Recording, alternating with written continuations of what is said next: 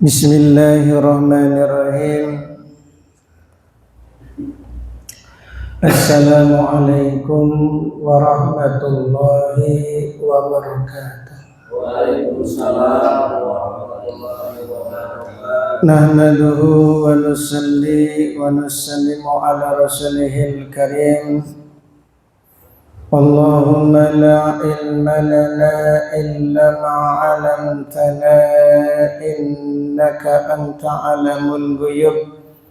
Rabbi shrah li sadri wa yassir li amri wahlul 'uqdatam min lisani yafqahu qawli.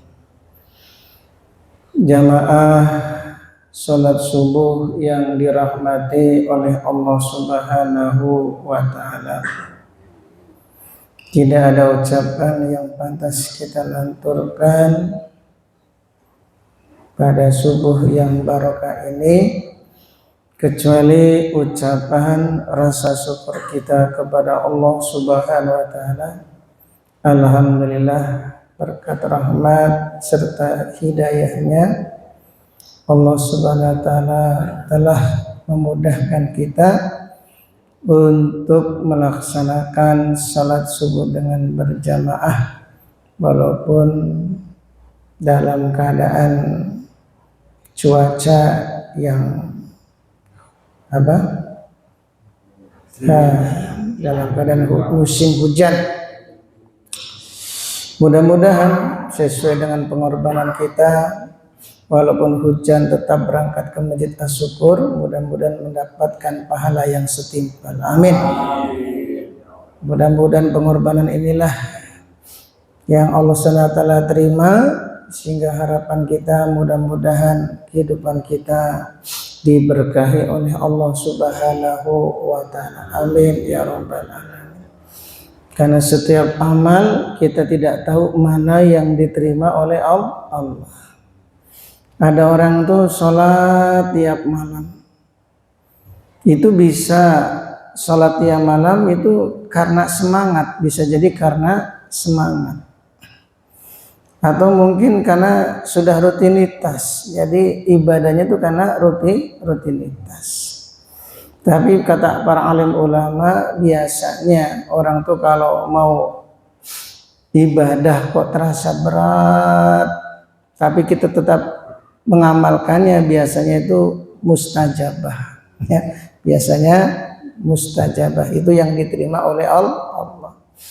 Maka sholat subuh yang walaupun hujan turun kita tetap berangkat, mudah-mudahan inilah yang betul-betul diterima oleh Allah. Amin ya rabbal alamin. Hadirin yang dimuliakan oleh Allah Subhanahu wa taala, sejenak kita mendengarkan nasihat an ba'di zuhad sebagian orang-orang ahli juhud. Siapa sih orang ahli juhud? Wahum alladzina ihtaqaru dunya. Mereka adalah orang-orang yang menganggap dunia itu hina. Ini asli orang juhud ya. Tapi nggak sembarang orang. Kalau kita ini menganggap dunia hina tapi masih butuh duit. Kita menganggap dunia itu hina, tapi kita makan tuh pengen yang enak. Itu namanya pura-pura juhud. Asli juhud tuh memang wahum, kata Imam Nawawi, alladzi ihtaqarud dunya, orang yang menganggap dunia ini hina, walam yubalu biha, dan tidak memperdulikan urusan dunia. Bal akhadhu minha qadru daruratihim, dan mereka mengambil dunia itu hanya dalam keadaan darurat. Jadi kalau enggak lapar amat itu enggak makan. Kalau enggak haus amat itu enggak minum. Kalau kita ini kan bilang juhud tapi makan tiga kali, namanya bukan juhud ini. Ya, pura-pura juhud. Asli orang zuhud itu memang tidak terkesan dengan dunia, kalaupun dia memakai dunia hanya dalam keadaan darurat, dalam keadaan sekedar meluruskan tulang punggung, sekedar untuk meluruskan tulang punggung supaya masih bisa sholat, masih bisa zikir, masih bisa ibadah-ibadah yang lainnya. Itu orang ahli zuhud. Ya, apalagi makan 1 kali setiap hari itu ya, itu udah alhamdulillah. Kalau Nabi juga makannya tiap hari hanya dua kali. Itu pun seharinya, besoknya udah nggak makan lagi. Sehari kenyang, sehari lapar. Jadi kenyangnya Nabi itu sehari makan 2 kali. Kapan waktunya? Siang dan malam. Jadi makan pagi itu nggak ada. Memang nggak ada makan pagi ya? Betul. Yang dimakan apa pagi itu? Nasi. Ya, kalau Nabi itu memang makan di waktu pagi itu memang nggak ada. Adanya makan di waktu siang dan di waktu malam. Kita nih makan di waktu pagi iya, siangnya iya, malamnya iya. Belum lagi ada tambahan yang lain. Belum baksonya, belum cuangkinya, belum ya segala macam makanan lah bisa kita makan. Apalagi kolak durian. Nah, kolak durian insyaallah nanti pagi ada kolak durian. Masya Allah. Apa yang dikatakan orang-orang ahli zuhud? Fa innallah wa huwa man adnaba danban, barang siapa yang berbuat dosa, ai tahammalahu, yaitu menanggung dosa, wa huwa yathaq, dan dia melakukan dosa sambil tertawa, fa innallaha yudkhiluhun nar wa huwa yabki, maka Allah akan memasukkan dia ke dalam neraka dalam keadaan menangis. Jadi kalau orang berbuat dosa kok sambil tertawa, malah senang dengan perbuatan kemaksiatan yang dia lakukan, maka nanti di akhirat Allah masukkan dia ke dalam neraka dalam keadaan menangis. Ya, karena ada orang tuh ya ketika melakukan maksiat itu dalam hatinya itu masih ada rasa takut tuh ada. Itu memang ada iman lah, walaupun imannya sebesar darah. Tapi orang sudah keras hatinya, udah melakukan kemaksiatan, kok malah sambil tertawa, mengambil hak orang lain sambil tertawa, ya kemudian ya selingkuh dengan istri orang malah tertawa, ya. Kok ini orang-orang seperti ini nanti di akhirat dia akan dimasukkan oleh Allah ke dalam neraka sambil menangis. Ya, kalau orang bermaksiat, li'anna haqqahu ayan dama wa yastaghfirullah ta'ala lidzalik, yang seharusnya orang itu kalau melakukan maksiat menyesal dan mohon ampun kepada Allah lidzalika, atas dosa-dosa yang dia lakukan. Jadi sikap seorang hamba itu kalau melakukan dosa atau bermaksiat itu menyesal kemudian mohon ampun kepada Allah. Jangan ketika orang itu bermaksiat kok malah dia tertawa, ini nanti di akhirat akan dimasukkan ke dalam neraka dalam keadaan menangis. Dalam satu hadis diceritakan ada 2 orang yang diputus oleh Allah masuk neraka. Ketika 2 orang itu diputus oleh Allah masuk neraka, maka yang pertama itu dia pergi ke neraka dengan pelan-pelan jalannya.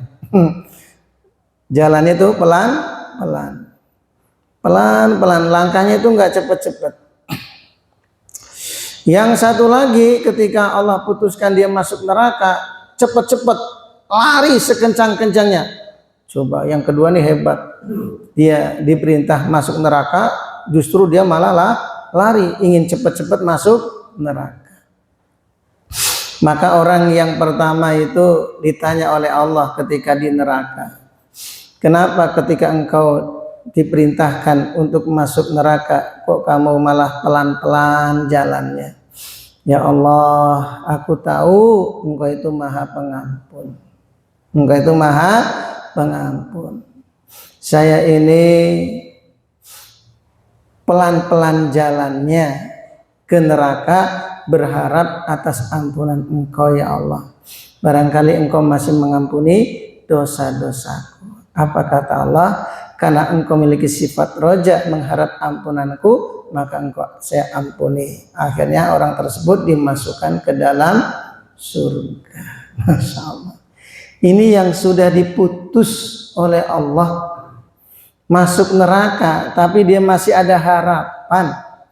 Ya, ada harapan ampunan. Akhirnya ya Allah ampuni dosa-dosanya. Yang kedua, ditanya oleh Allah, kenapa ketika engkau diperintahkan oleh aku untuk masuk neraka, kamu kok malah cepat-cepat lari sekencang-kencangnya pergi ke neraka? Ya Allah, aku sewaktu di dunia selalu melanggar perintah-perintah engkau ya Allah. Selalu melanggar perintah-perintahmu ya Allah.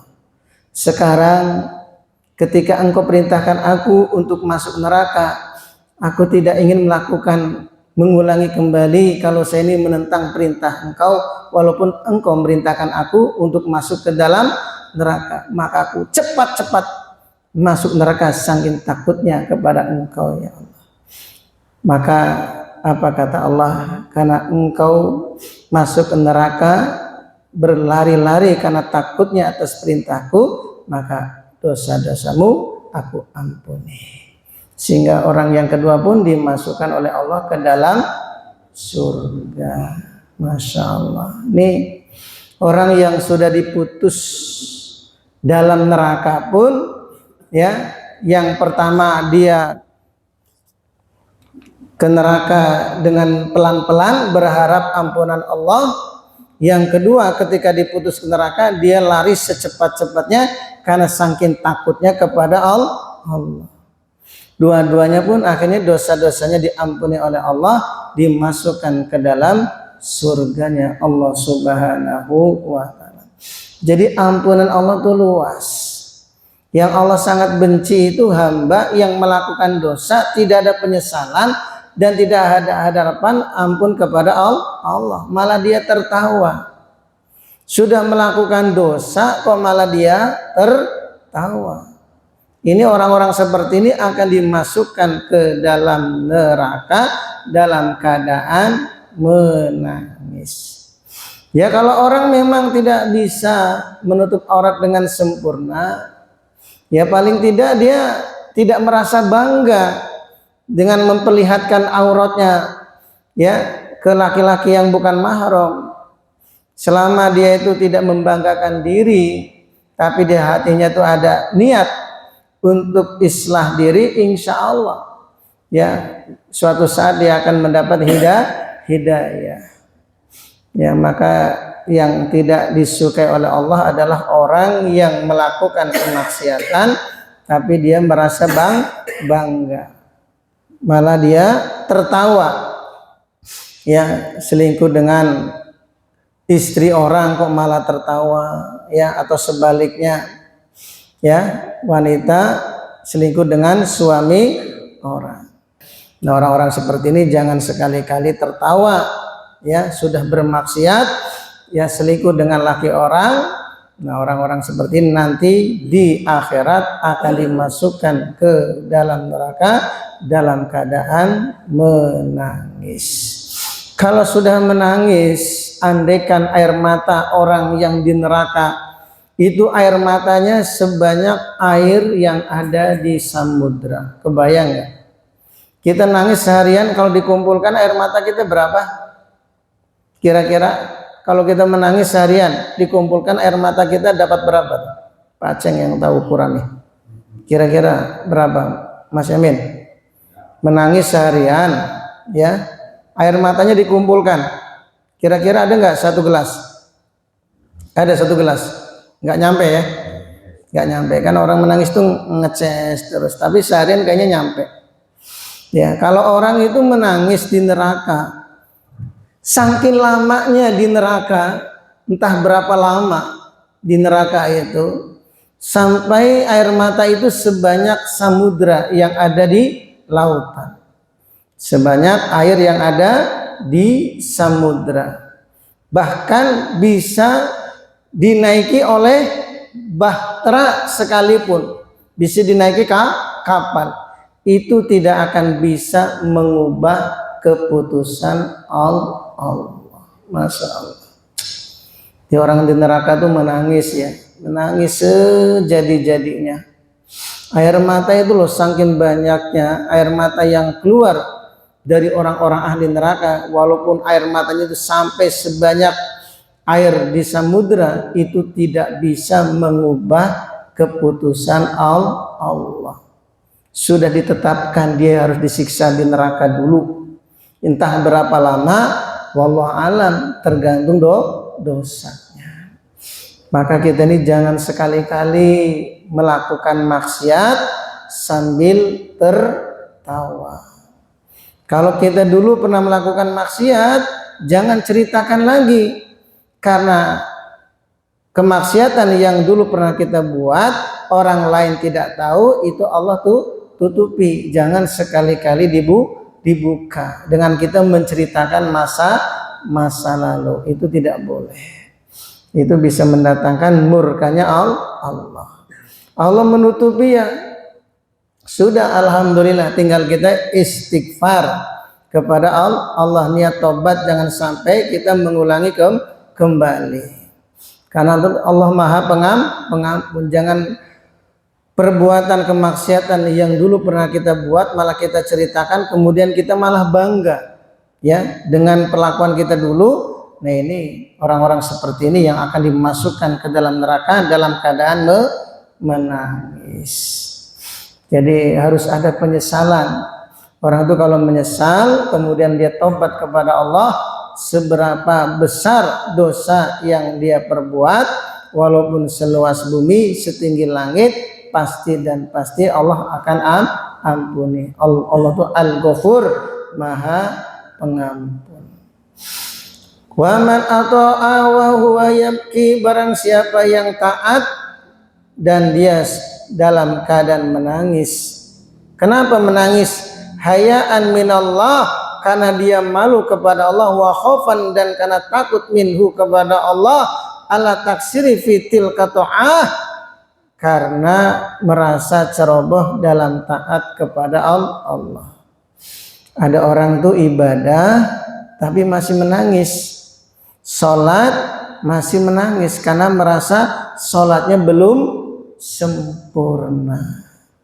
Nah, orang yang taat kepada Allah sambil menangis, fa innallaha ta'ala yudkhiluhul jannah, maka Allah akan masukkan dia ke dalam surga, wa huwa yadhak, dan dia sambil tertawa. Masya Allah.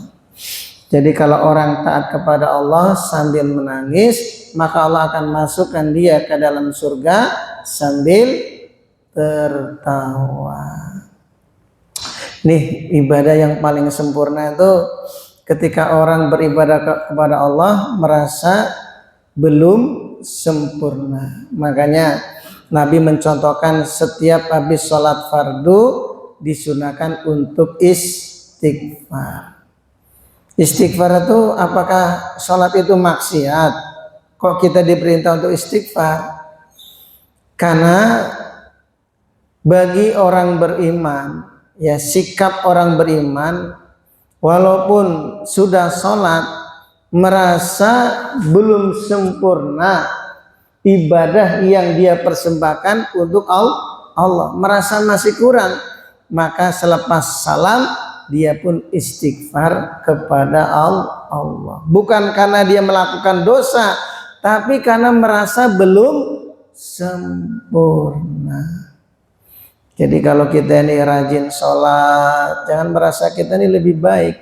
Kita harus merasa belum sempurna, masih banyak kekurangan kita dalam taat kepada Allah. Kalau orang itu merasa masih kurang, sehingga dalam setiap ibadah mesti dia akan menangis. Ketika dia sholat menangis, karena merasa sholat dia itu tidak ada apa-apanya, masih kurang yang dia persembahkan hanya untuk Allah. Allah tuh merasa masih banyak kurangnya. Maka orang-orang yang seperti ini, dia ibadah masih menangis kepada Allah, nanti di akhirat akan dimasukkan ke dalam surga sambil tertawa. Bagaimana tidak tertawa? Dia akan dikawinkan dengan 70 bidadari. Masya Allah. Jangankan ketemu bidadarinya, baru melihat pintu gerbang surga itu sudah tercengang selama ribuan tahun. Jadi melongo aja baru lihat pintu gerbangnya. Saking indahnya pintu gerbang surga. Apalagi masuk ke istananya, gimana kira-kira? Ya, dia akan tercengang lihat istananya. Belum lagi isi yang ada di dalam istananya. Para bidadarinya, pelayan-pelayannya, makanan apa saja semuanya ada. Maka orang ahli surga itu ya seperti orang yang bermalas-malas. Seperti orang yang bermalas-malas, tidak ada kerjaan, tidak ada sholat lagi, ya hanya menikmati kenikmatan surga dan tidak ada bosan-bosannya. Di antara nikmat surga itu tidak ada bosan-bosannya. Jadi nikmat lagi, makin nikmat, makin nikmat, makin nikmat. Maka orang ahli surga ketika dia makan buah pisang, ya saking nikmatnya dia makan buah pisang, nggak sadar kalau kulitnya yang dia buang itu sudah menggunung. Jadi saking nikmatnya makan buah pisang di surga. Dia setiap dia makan, ya kulitnya kan dikelupas, buang di belakang. Makan lagi, buang di belakang. Ditegur sama yang bidadari, Mas, kok kamu cuma makan pisang aja, itu loh di belakang kulit pisang sudah menggunung. Wah, kaget dia. Ternyata tanpa dia sadari makan pisang udah sebanyak gunung, saking nikmatnya buah pisang. Jadi buah pisang ini memang buah surga ya, buah yang sangat banyak khasiatnya. Makanya Fir'aun itu suka makan pisang. Fir'aun suka makan pisang, tapi bukan berarti kita jadi Fir'aun, bukan. Mengambil kebaikan Fir'aun, ulama itu mengambil kebaikannya, walaupun orang sejahat-jahatnya mesti ada kebaikannya. Sama dengan anjing, walaupun anjing itu najis, binatang yang najis yang dianggap hina, tapi masih ada kebaikannya. Giginya itu putih. Gigi anjing itu putih, Masya Allah.